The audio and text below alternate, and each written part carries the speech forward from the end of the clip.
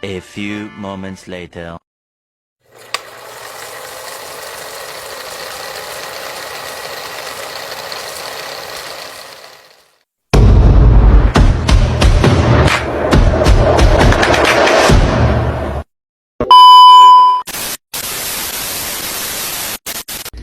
Assalamualaikum warahmatullahi wabarakatuh.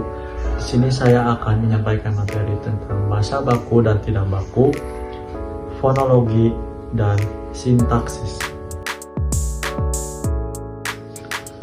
Bahasa baku. Bahasa baku adalah bentuk bahasa yang mengikuti kaidah dan norma yang telah ditetapkan baik dalam tata bahasa, ejaan, maupun pengucapan. Bahasa ini digunakan dalam situasi formal seperti di sekolah, di media, dan dokumen resmi. Ciri-cirinya yang pertama, menggunakan kosakata yang tepat dan sesuai dengan kaidah. Yang kedua, memiliki struktur kalimat yang jelas dan teratur, umumnya digunakan dalam konteks resmi seperti pidato, laporan, dan tulisan akademis. Contohnya di sini adalah saya akan pergi ke pasar.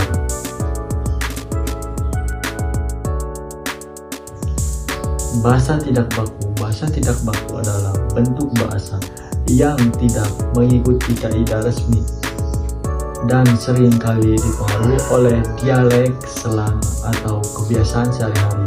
Bahasa ini lebih santai dan digunakan dalam situasi informal. Ciri-cirinya yang pertama yaitu mengandung kosakata yang tidak formal atau slang. Yang kedua, struktur kalimat biasanya lebih bebas dan tidak teratur. Umumnya digunakan dalam percakapan sehari-hari, media sosial, dan situasi santai. Contohnya yaitu di sini, gua mau ke pasar besok. Perbedaan utama. Bahasa baku digunakan dalam situasi formal, sedangkan bahasa tidak baku digunakan dalam situasi informal. Bahasa baku mengikuti kaidah bahasa yang ditetapkan, sedangkan bahasa tidak baku lebih fleksibel dan lebih bervariasi. Jadi kesimpulannya, memahami perbedaan antara bahasa baku dan tidak baku penting untuk komunikasi dengan efektif dalam berbagai konteks. Penggunaan bahasa yang tepat sesuai situasi dapat meningkatkan pemahaman dan interaksi dengan orang lain. Fonologi. Fonologi adalah cabang linguistik yang mempelajari bunyi, bahasa, dan sistem bunyi dalam suatu bahasa. Fonologi berfokus pada bagaimana bunyi diorganisir dan digunakan dalam komunikasi. Komponen utama yang pertama yaitu fonem. Fonem adalah unit bunyi terkecil dalam bahasa yang dapat membedakan makna. Contohnya, dalam kata bisa dan pisah, bunyi B dan P adalah fonem yang berbeda karena mengubah makna kata. Yang kedua, alofon. Alofon adalah variasi bunyi dari fonem yang tidak mengubah makna. Contohnya yaitu bunyi P dalam pita dengan sedikit aspirasi dan spasi tanpa aspirasi adalah alofon dari fonem P. Sistem bunyi. Setiap bahasa memiliki sistem bunyi yang berbeda, termasuk jumlah dan jenis fonem yang digunakan. Misalnya, bahasa Indonesia memiliki 21 fonem konsonan dan 5 fonem vokal.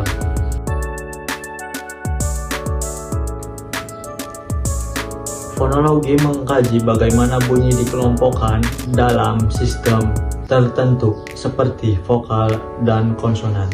Aturan seperti mengatur bagaimana bunyi dapat berubah dalam konteks tertentu seperti perubahan bunyi di akhir kata atau dalam proses pengucapan.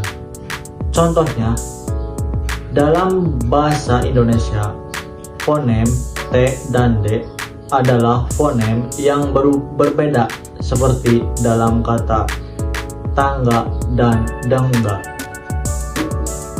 yang memiliki makna yang berbeda.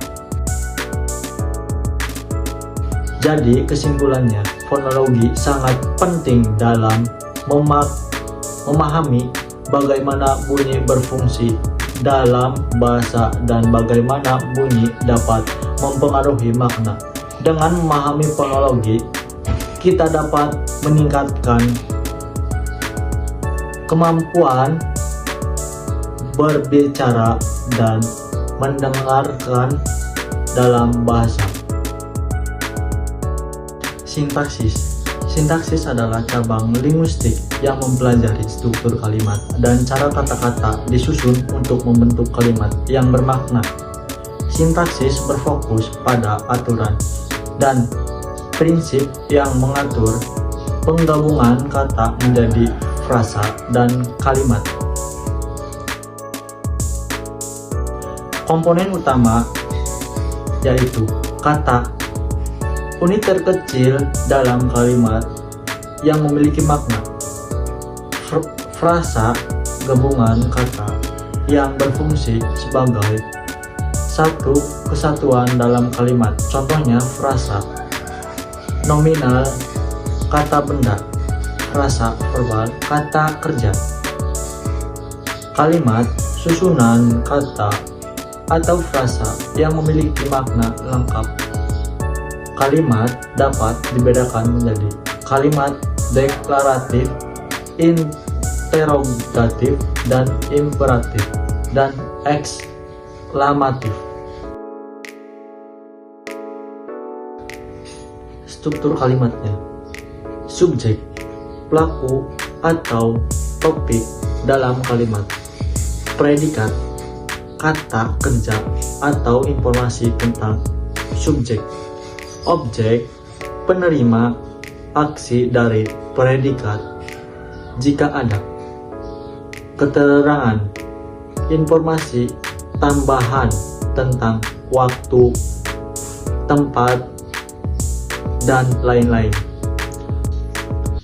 Contoh kalimatnya di sini ada: anak itu subjek, bermain itu predikat, di taman itu keterangan. Yang kedua, ibu itu subjek, memasak itu predikat, nasi goreng itu objek. Aturan sintaksis, urutan kata dalam kalimat biasanya mengikuti pola tertentu seperti subjek, predikat, objek, atau bisa disebut SPO.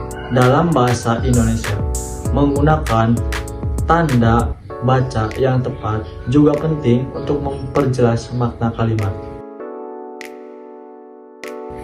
Kesimpulannya yaitu, sintaksis sangat penting dalam komunikasi karena membentuk kita menyusun kalimat yang jelas dan mudah dipahami.